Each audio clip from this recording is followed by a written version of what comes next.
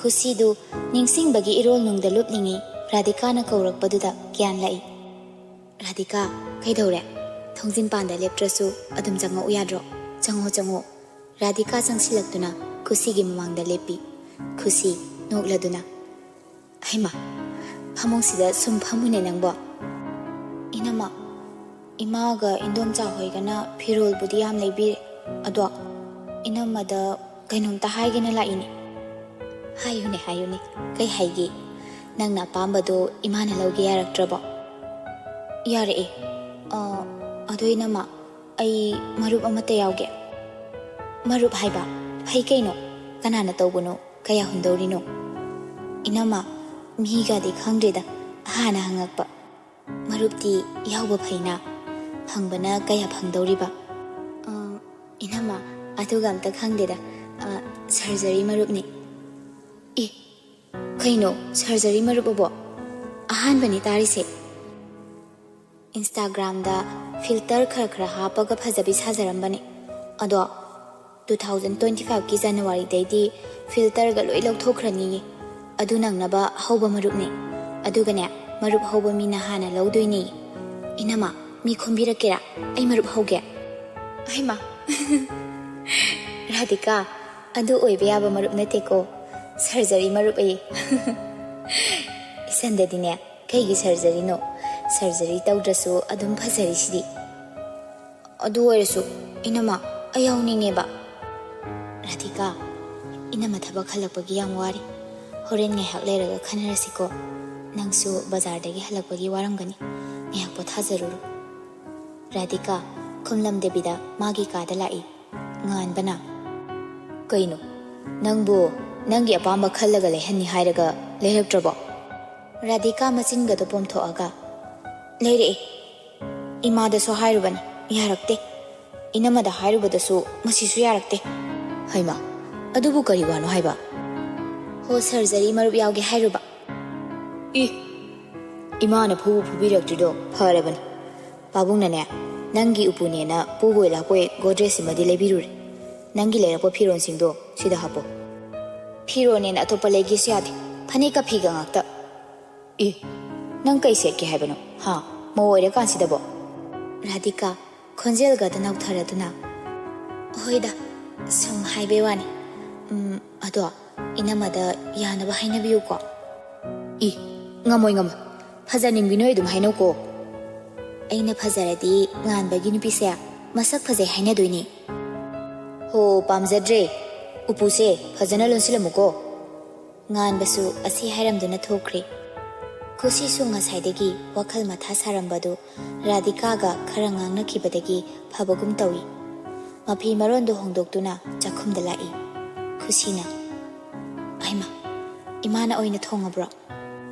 हो माना थोंबसे चारदिने कुइना पुंसिगदबा मानद्रेनने अइना थोकबा थोंजरबनी। अस इमासिदी हौजिवाइदा अइगी नाक्ता लाअंबनी। सर्जरी मरुप यावगेदुरा अइंगोंदसु अमुक तोइबा ओक्टोगा तोंफों खंगबजा नते ngarang कनानाबु हौदोरइबा कोंगनो खंद्रे सर्जरी मरुप अये अदो खलुरदी यादी याबजानी। अदु ओइरगना नंगसु हे यावरोदना। इमाइपेमा खुदसिदा पुंग कुनमरी फोन अमा पाइसिंदना लेनरबनिनने चोंकांदा खंदना लेरबनिने तौइसे। कई इंसांग नोइमा हो पानगने थांजिंगा सिमा इरोलगे अदुगा मौदी इरोनबा चाबा हैती अदुगी हवाई खरा मा थोंबिरगे। इमा नंगना नचाना मौसे नुंसिरगा नुंसिदबा सारिसिना कईगिनो करीगी नुंसिरोइदौरिनो याम नुंसि मासु हौजिक्तिने इनाक्ता लेरबनिना सोइदा ngamदनबा येंसिनबा हाइबसे अइखोइगी इथौ ओइरबनी। मसा मतिक चारबा कांदा ओइरदी अइना मागी चानिंगबा एंसांग थोंखिद्रो मसाना ग्यान ताबा ओइरदी इनेमना तौख्रिसे करी हाइखिनी करी खनखिनी खंदौबा चाखुमदा ngaihakta ओइरसु संगलक्तौबा अदुबु कई उपायदि ले मोइना वखल मपुंग फादना कयाम फादौरी। हा हौजिक्ते अंगांग ओइरिबनिनने करीनो तौरिसे काइसे अमता खंगबा नते अइसु हाइजद्रे सुम हाइरसु मासु नुंगाइबा नतेदो। अदुगा इमाना अमुकसु थीना ngang खंद्रेदा तौरिसे ngang daba yadaba adunani hausikti moise ꯐꯔꯕꯁꯨ ꯐꯠꯇ꯭ꯔꯕꯁꯨ ꯃꯌꯨꯝ ꯄꯥꯜꯂꯦ ꯍꯥꯏꯅ ꯂꯩꯔꯦ ꯌꯨꯝꯕꯥꯂꯣꯟ ꯃꯌꯥꯝꯁꯦ ꯑꯁꯨꯝ ꯇꯝꯕꯤꯍꯧꯗ꯭ꯔꯕꯗꯤ ꯑꯉꯥꯡ ꯑꯣꯏꯔꯤ ꯍꯥꯏꯅ ꯁꯨꯝ ꯊꯝꯈ꯭ꯔꯗꯤ ꯍꯌꯦꯡ ꯆꯍꯤ ꯌꯥꯝꯁꯤꯜꯂꯛꯑꯀꯥꯟꯗ ꯏꯃꯨꯡꯁꯦ ꯀꯥꯡꯈꯣꯡ ꯆꯥꯏꯔꯛꯀꯅꯤ ꯃꯇꯝꯗꯨꯗꯗꯤꯅꯦ ꯏꯃꯥꯅ ꯆꯩꯔꯛꯄ ꯈꯨꯗꯤꯡ ꯂꯣꯏꯁꯤꯟꯕꯒꯤ ꯄꯥꯡꯒꯜꯁꯨ ꯂꯩꯔꯔꯣꯏ ꯑꯗꯨꯅ ꯉꯝꯂꯤꯉꯩ ꯅꯧꯔꯤꯉꯩꯁꯤꯗꯒꯤ ꯍꯧꯅꯅꯦ ꯁꯤꯅ ꯑꯌꯥꯕꯅꯤ ꯁꯤꯅ ꯌꯥꯗꯕꯅꯤ ꯍꯥꯏꯕꯗꯣ ꯃꯌꯦꯛ ꯁꯦꯡꯅ ꯇꯥꯛꯀꯗꯧꯔꯤꯕꯅꯤ ꯑꯗꯨꯅꯅꯦ ꯅꯨꯡꯁꯤꯕꯒ ꯌꯥꯝ ꯎꯠꯂꯨꯕ ꯌꯥꯕ ꯅꯠꯇꯦ ꯎꯠꯊꯣꯛꯇꯕ ꯅꯨꯡꯁꯤꯕ ꯈꯨꯗꯤꯡꯃꯛ ꯅꯨꯡꯁꯤꯗꯕ ꯅꯠꯇꯦꯀꯣ ꯊꯃꯣꯏꯗ ꯀꯅꯥꯝꯇ ꯈꯪꯍꯟꯗꯅ ꯎꯍꯟꯗꯅ ꯆꯦꯛꯁꯤꯟꯅ ꯊꯝꯂꯤꯕꯗꯣ ꯃꯗꯨꯁꯨ ꯅꯨꯡꯁꯤꯕꯒꯤꯅꯤ ꯃꯗꯨꯒꯤ ꯃꯒꯨꯟ ꯑꯗꯨꯁꯨꯅꯦ ꯑꯉꯛꯄꯅꯤꯀꯣ ꯈꯨꯁꯤ ꯋꯥ ꯉꯥꯡꯂꯤꯕ ꯃꯃꯥꯗ ꯃꯃꯤꯠ ꯀꯨꯞꯇ ꯌꯦꯡꯉꯤ ꯑꯗꯨꯒ ꯃꯄꯤꯁꯨ ꯁꯤꯟꯊꯔꯛꯏ ꯃꯤꯠꯃꯥꯡꯗ ꯊꯃꯣꯏꯗ ꯃꯃꯥꯒꯤ ꯑꯀꯣꯟꯕ ꯋꯥꯍꯩ ꯑꯗꯨꯗ ꯑꯚꯤꯖꯤꯠ ꯈꯛꯇꯃꯛ ꯎꯔꯛꯂꯤ ꯇꯞꯅ ꯍꯥꯏꯔꯛꯏ ꯏꯃꯥ ꯃꯃꯥꯅ ꯃꯆꯥꯁꯤ ꯑꯁꯤ ꯌꯧꯅ ꯍꯦꯛ ꯅꯨꯡꯁꯤꯕ꯭ꯔꯥ ꯑꯗꯨꯒ ꯎꯠꯊꯣꯛꯇꯕ ꯅꯨꯡꯁꯤꯕꯁꯦ ꯀꯅꯥꯒꯨꯝꯕꯅ ꯈꯪꯈ꯭ꯔꯕꯗꯤ ꯍꯩꯃꯥ ꯀꯩꯅꯣ ꯅꯪꯅ ꯅꯄꯤꯒ ꯇꯥꯗꯅ ꯇꯧꯔꯤꯗꯨꯕꯣ ꯅꯣꯏꯁꯨꯅꯦ ꯃꯃꯥ ꯃꯄꯥ ꯍꯥꯏꯕꯗꯣ ꯑꯣꯏꯔꯀꯥꯟꯗ ꯈꯪꯅꯤ ꯑꯩꯅ ꯉꯁꯤ ꯃꯣꯏꯗ ꯇꯊꯤ ꯉꯥꯡꯂꯤꯕꯁꯤ ꯃꯣꯏꯕꯨ ꯅꯨꯡꯁꯤꯗꯦ ꯍꯥꯏꯅ ꯉꯥꯡꯕ ꯆꯩꯕ ꯅꯠꯇꯦ ꯍꯧꯖꯤꯛ ꯃꯣꯏꯗꯅꯦ ꯀꯥ ꯍꯦꯟꯅ ꯅꯨꯡꯁꯤꯕ ꯎꯠꯂꯨꯕ ꯌꯥꯗꯦ ꯑꯩꯈꯣꯏꯅ ꯇꯧꯔꯤꯁꯦ ꯁꯣꯏꯔ ꯃꯥꯜꯂꯦ ꯍꯥꯏꯕ ꯄꯣꯠꯁꯦ ꯈꯪꯍꯟꯗꯕ ꯌꯥꯗꯕꯅꯤ ꯂꯩꯈꯣꯝ ꯍꯥꯏꯕꯁꯦ ꯄꯦꯠꯂꯤꯉꯩ ꯃꯇꯝꯗꯗꯤ ꯅꯧꯔꯤꯉꯩꯗꯗꯤꯅꯦ ꯁꯥꯅꯤꯡꯕ ꯃꯑꯣꯡꯗ ꯁꯥꯕ ꯌꯥꯔꯤꯕꯗꯨꯅꯤ ꯑꯗꯨꯒꯨꯝꯅ ꯌꯣꯠꯁꯨ ꯁꯥꯔꯤꯉꯩꯗ ꯌꯩꯌꯨ ꯍꯥꯏꯅ ꯍꯥꯏꯅꯔꯤꯕꯗꯨꯅꯤ ꯃꯗꯨꯅꯤ ꯏꯃꯥꯅ ꯃꯣꯏꯗ ꯇꯧꯔꯤꯕꯁꯦ ꯍꯧꯖꯤꯛ ꯃꯣꯏꯗ ꯅꯨꯡꯁꯤ ꯍꯥꯏꯅ ꯍꯦꯛ ꯎꯠꯂꯨꯕ ꯃꯇꯝꯗꯅꯦ ꯑꯌꯥꯕ ꯃꯥꯟꯈꯤꯗꯧꯔꯤꯕꯅꯤ ꯉꯥꯡꯒꯦꯔ ꯆꯩꯒꯦꯔ ꯑꯩꯒꯤꯁꯨ ꯔꯥꯙꯤꯀꯥꯁꯦ ꯏꯃꯧꯅꯤ ꯍꯧꯖꯤꯛꯇꯤ ꯋꯥꯈꯜ ꯑꯁꯤꯗꯅꯦ ꯅꯣꯏ ꯑꯅꯤꯒꯤ ꯃꯪꯂꯥꯟꯗꯒꯤ ꯍꯦꯟꯗꯣꯛꯇꯅꯅꯦ ꯃꯥꯒꯤꯁꯨ ꯌꯥꯎꯔꯕꯅꯤꯗꯣ ꯌꯦꯡꯉꯨꯀꯣ ꯃꯧ ꯑꯁꯦ ꯑꯔꯩꯕꯗꯤ ꯑꯣꯏꯔꯣꯏꯀꯣ ꯑꯣꯏꯔꯣꯏ ꯍꯥꯏꯔꯤꯁꯤꯅꯤ ꯑꯗꯨꯅ ꯍꯧꯖꯤꯛ ꯀꯟꯅ ꯆꯦꯛꯁꯤꯟꯅ ꯄꯥꯏꯁꯤꯟꯕ ꯗꯔꯀꯥꯔ ꯇꯥꯏ ꯎꯠꯊꯣꯛꯇꯕ ꯅꯨꯡꯁꯤꯕ ꯈꯪꯈꯤꯕꯗꯨꯗꯤꯅꯦ ꯑꯗꯨꯝ ꯈꯪꯂꯛꯇꯧꯕ ꯂꯩꯔꯦ ꯍꯨꯔꯥꯟꯕꯕꯨ ꯀꯌꯥꯝ ꯀꯨꯏꯅ ꯍꯨꯗꯦ ꯍꯥꯏꯅꯤ ꯃꯤꯒꯤ ꯊꯃꯣꯏ ꯑꯃꯕꯨ ꯄꯥꯏꯁꯤꯟꯗꯅ ꯊꯝꯂꯒ ꯈꯨꯁꯤ ꯑꯗꯨꯃ ꯃꯃꯥꯗ ꯃꯤꯠꯐꯝ ꯍꯣꯡꯗ ꯌꯦꯡꯂꯤ ꯍꯩꯃꯥ ꯀꯩꯗꯧꯔꯒꯦꯅꯦꯍꯦ ꯅꯪꯅ ꯑꯗꯨꯛ ꯃꯨꯟꯅ ꯌꯦꯡꯂꯤꯗꯨꯕꯣ ꯈꯨꯁꯤ ꯃꯃꯤꯠꯇꯨꯅ ꯂꯩꯃꯗ ꯅꯨꯡꯁꯤꯅ ꯌꯦꯡꯖꯔꯛꯏ ꯃꯀꯣꯛ ꯑꯗꯨꯁꯨ ꯇꯞꯂꯞꯅ ꯍꯥꯏ ꯆꯤꯝꯕꯥꯜ ꯑꯗꯨꯁꯨ ꯅꯧꯐꯦꯠ ꯇꯧꯔꯛꯏ ꯀꯩꯁꯨ ꯇꯧꯗꯦ ꯍꯥꯏꯕꯒꯤ ꯃꯑꯣꯡꯅꯤ ꯑꯩꯁꯦ ꯅꯪꯒꯤꯁꯨ ꯅꯃꯥꯅꯤ ꯅꯪ ꯉꯁꯥꯏ ꯍꯜꯂꯛꯄꯗꯒꯤ ꯀꯩꯅꯣꯃ ꯏꯇꯧ ꯇꯧꯏ ꯀꯩꯗꯧꯔꯒꯦ ꯏꯆꯥꯕꯣ ꯏꯃꯥ ꯀꯩꯒꯨꯝꯕ ꯑꯩꯅ ꯏꯃꯥꯗ ꯑꯣꯏꯗꯕ ꯉꯥꯡꯂꯝꯂꯕ ꯃꯤꯅꯝꯂꯝꯕ ꯊꯣꯛꯂꯕꯗꯤ ꯏꯃꯥ ꯅꯪ ꯑꯩꯕꯨ ꯉꯥꯛꯄꯤꯒꯗ꯭ꯔꯥ ꯃꯤꯅꯝꯕ ꯍꯥꯏꯕꯁꯦ ꯇꯧꯗꯕ ꯉꯁꯤꯒꯤ ꯇꯥꯏꯕꯪ ꯑꯁꯤꯗꯅꯦ ꯀꯅꯥꯁꯨ ꯂꯩꯕ ꯍꯧꯅꯗꯦ ꯀꯔꯤꯒꯨꯝꯕ ꯃꯇꯝꯗꯁꯨ ꯃꯗꯣ ꯍꯥꯏꯗꯣꯛꯂꯨꯔꯒꯅꯦ ꯍꯦꯟꯅ ꯅꯨꯡꯁꯤꯅꯔꯣꯏꯗꯕ ꯑꯣꯏꯔꯕꯗꯤ ꯃꯗꯣ ꯂꯣꯠꯁꯤꯟꯈꯤꯕꯅ ꯍꯦꯟꯅ ꯐꯩ ꯃꯤꯑꯣꯏꯕ ꯑꯩꯈꯣꯏꯁꯦ ꯊꯃꯣꯏ ꯁꯦꯡꯕ ꯑꯐꯕ ꯃꯤ ꯍꯥꯏꯕꯁꯤꯕꯨ ꯀꯅꯥꯁꯨ ꯂꯩꯕ ꯅꯠꯇꯦ ꯑꯩꯅ ꯇꯧꯔꯨꯕ ꯃꯑꯣꯡꯗꯨꯗ ꯐꯕ ꯃꯥꯟꯕ ꯐꯠꯇꯕ ꯃꯥꯟꯕꯒꯤ ꯋꯥꯅꯤ ꯈꯨꯗꯝ ꯑꯣꯏꯅ ꯌꯦꯡꯉꯨꯅꯦ ꯅꯪꯒ ꯋꯥꯔꯤ ꯁꯥꯕꯗꯗꯤ ꯅꯪꯅ ꯏꯃꯥꯁꯦ ꯌꯥꯝꯅ ꯐꯩꯌꯦꯅ ꯍꯥꯏꯅꯤ ꯑꯗꯨꯕꯨ ꯔꯥꯙꯤꯀꯥꯗ ꯅꯍꯥꯟꯗꯒꯤ ꯑꯩꯅ ꯇꯧꯔꯤꯕ ꯅꯤꯌꯣꯝꯁꯤꯗ ꯑꯩꯕꯨ ꯐꯩ ꯍꯥꯏꯔꯝꯒꯗ꯭ꯔꯣ ꯃꯁꯤꯅꯤ ꯈꯨꯁꯤ ꯃꯃꯥꯒꯤ ꯋꯥꯗꯣ ꯑꯁꯨꯝ ꯇꯥꯔꯝꯕꯗꯒꯤ ꯃꯥꯒꯤ ꯐꯣꯟꯗꯨ ꯂꯥꯛꯏ ꯈꯨꯁꯤ ꯇꯧꯔꯛꯂꯤꯕ ꯃꯤꯁꯛ ꯑꯗꯨ ꯎꯕꯗ ꯇꯞꯅ ꯐꯣꯟ ꯑꯗꯨ ꯄꯥꯏꯈꯠꯂꯒ ꯆꯥꯛꯈꯨꯝꯗꯒꯤ ꯊꯣꯛꯈꯤ ꯍꯜꯂꯣ ꯈꯣꯟꯖꯦꯜꯗꯨ ꯇꯥꯕꯗ ꯑꯚꯤꯖꯤꯠ ꯁꯣꯔ ꯑꯁꯥꯡꯕ ꯑꯃꯗꯤ ꯍꯣꯟꯗꯣꯛꯆꯩ ꯅꯁꯥ ꯀꯩꯝ ꯇꯧꯗ꯭ꯔꯕꯣ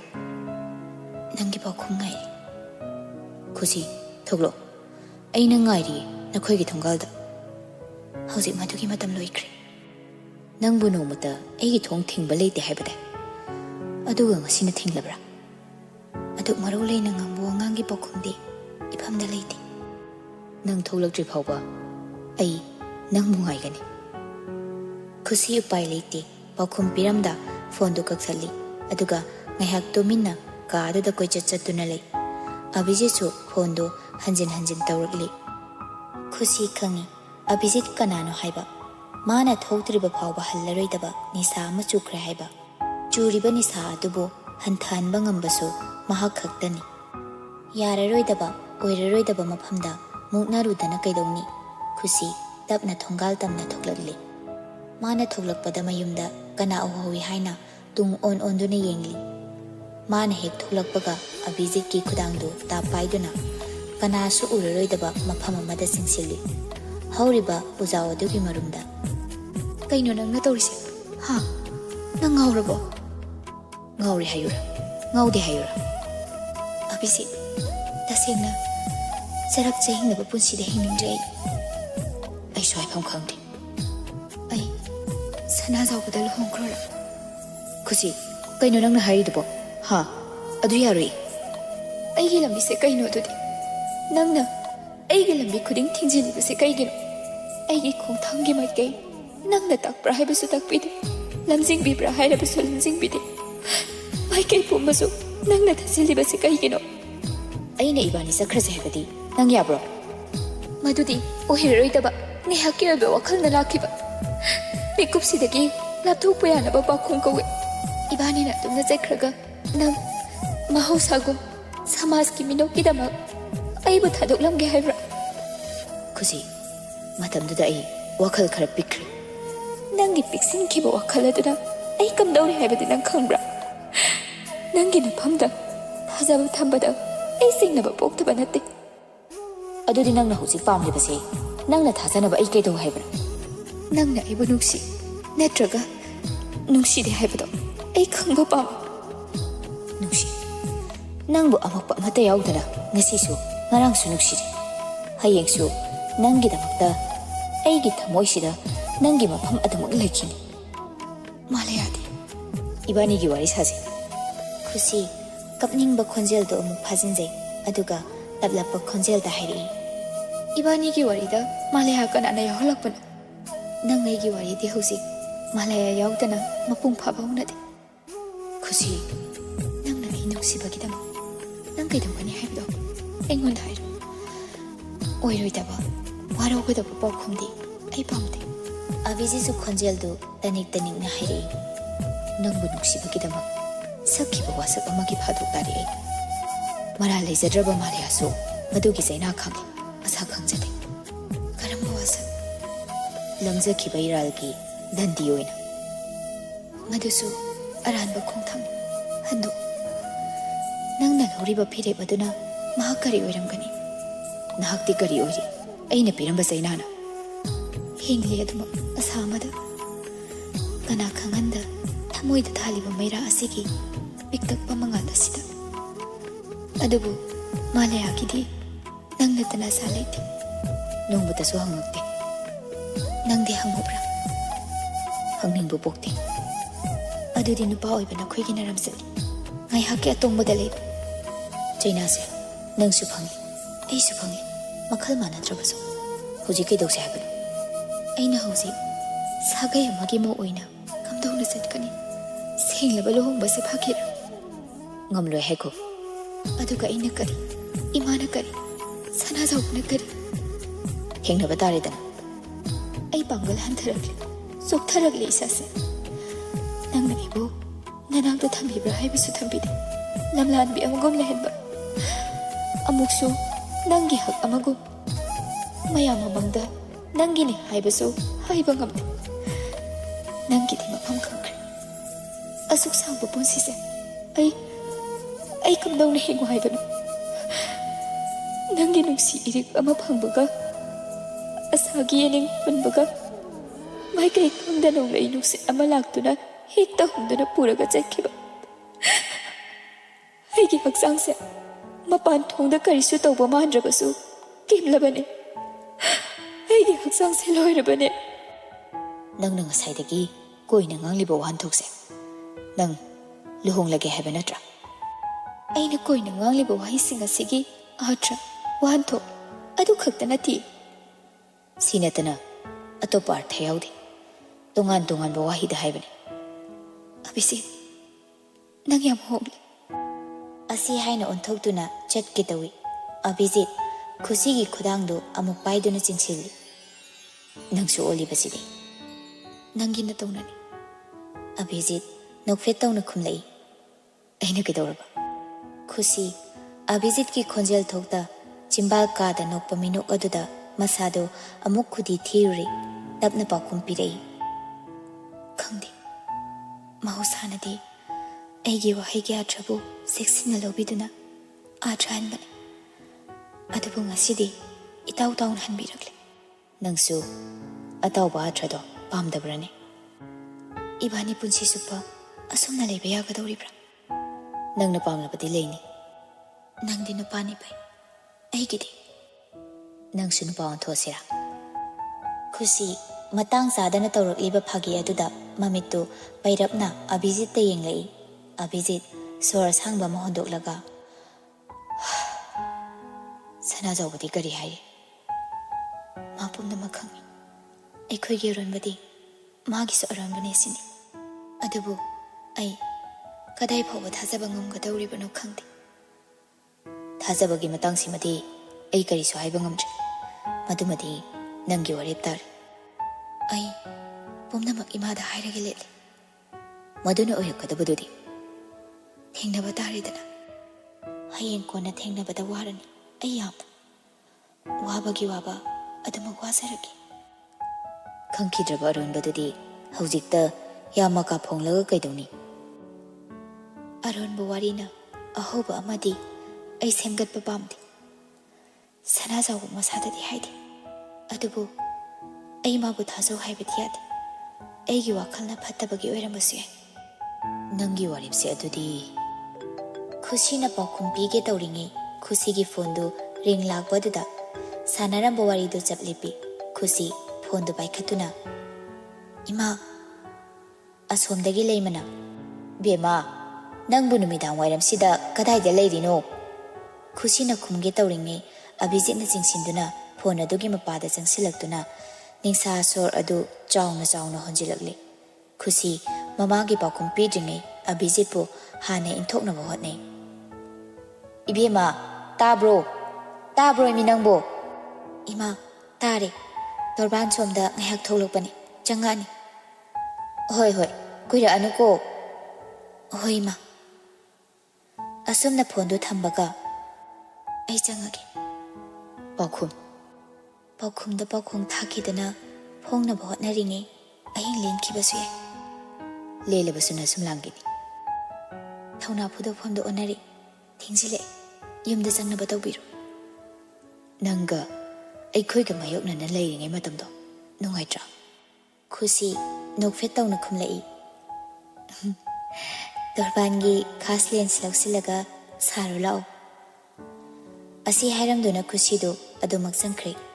ꯑꯚꯤꯖꯤꯠꯁꯨ ꯑꯗꯨꯃꯉꯥꯏ ꯅꯣꯛꯐꯦꯠ ꯇꯧꯕ ꯃꯥꯏꯊꯣꯡꯗ ꯃꯌꯨꯝꯗ ꯆꯪꯂꯛꯂꯤ ꯑꯍꯤꯡ ꯑꯗꯨꯃꯗꯤ ꯈꯨꯁꯤ ꯄꯥꯛ ꯍꯦꯛ ꯇꯨꯝꯊꯕ ꯌꯥꯗꯦ ꯃꯁꯥꯗꯨ ꯉꯥꯏꯍꯥꯛ ꯅꯣꯛꯂꯨꯔꯕꯁꯨ ꯍꯟꯖꯤꯜꯂꯛꯄꯗ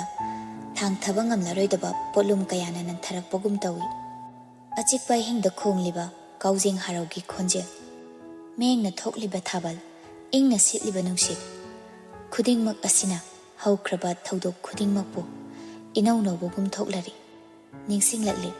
ꯍꯧꯈ꯭ꯔꯕ ꯊꯧꯗꯣꯛꯁꯤꯡ ꯑꯗꯨ ꯎꯔꯛꯂꯤ ꯃꯤꯠꯃꯥꯡꯗ